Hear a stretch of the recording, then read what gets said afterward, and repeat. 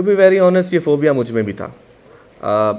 मैं अपने आप को कहूँ कि मैं बड़ा ऊपर के सो कोई स्पेशल बंदा हूँ या ये मैं फोबिया नहीं था, ये फोबिया मेरे में भी था और हर बंदे में होता है।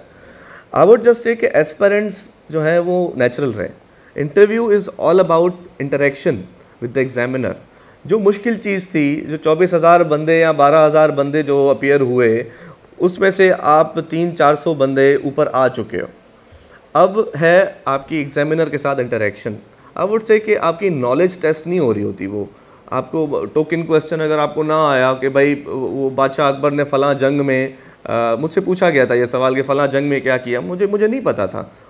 Although I was the highest scorer, मतलब मेरा जो इंडो पाक में स्कोर था वो मेरे बाकी सब्जेक्ट से ज़्यादा था, लेकिन मुझे सवाल जवाब नहीं आता था कि ये फ़लाँ जंग में ये किसने किसके खिलाफ़ लड़ी थी।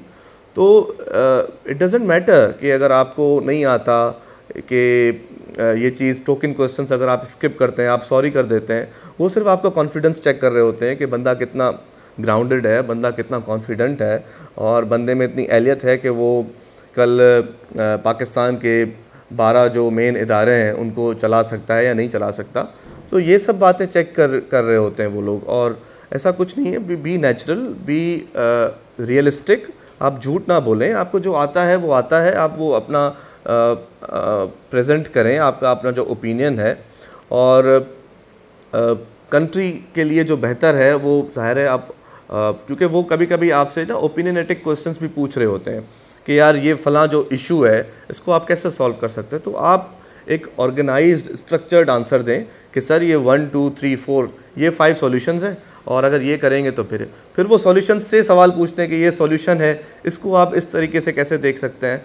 अब एस्पिरेंट्स या जो सक्सेसफुल कैंडिडेट्स होते हैं वो इंटरव्यू में यही मिस्टेक कर रहे होते हैं कि वो एक सवाल को इतना घुमाते हैं कि वो एग्जामिनर भी घूम जाता है, वो इंटरव्यूअर भी घूम जाता है।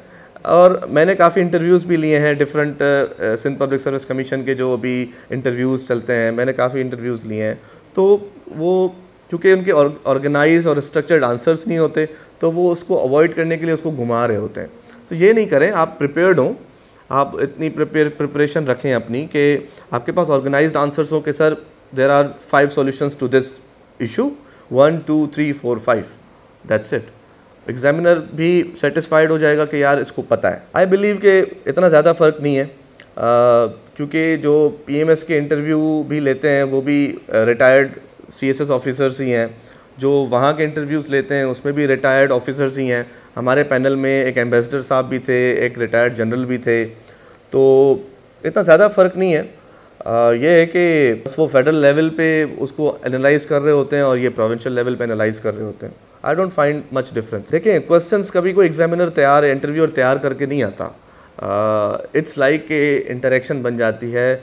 और आई बिलीव मैं अपने जो भी स्टूडेंट्स आते हैं, जो भी सक्सेसफुल कैंडिडेट्स आते हैं, उनको मैं ये करता हूँ कि interview is like a car जो आप ड्राइव कर रहे हैं, उसको आप जैसे ड्राइव करेंगे वैसे आपका इंटरव्यू जाएगा, उसको आपको ड्राइव करना है। उसको इंटरव्यूअर को आपको डायरेक्शंस दिखानी होती हैं, आपको स्टेयर करना होता है उसको कि आप इस डायरेक्शन में सवाल पूछ सकते हैं, आपको हिंट देनी होती हैं, अपने जवाबों में ही हिंट देनी होती हैं कि वो खुद ही आप जहाँ पे चाह रहे हैं वहाँ पे आ जाए।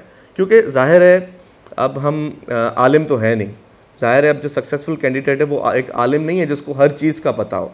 तो जिस चीज़ का आपको पता है, अगर आपने अपने इंटरव्यूअर को उस डायरेक्शन में स्टीयर कर लिया तो आपकी सक्सेस है। अगर नहीं कर सके तो फिर आपका इंटरव्यू ऑब्वियसली थोड़ा सा डाउन जाएगा।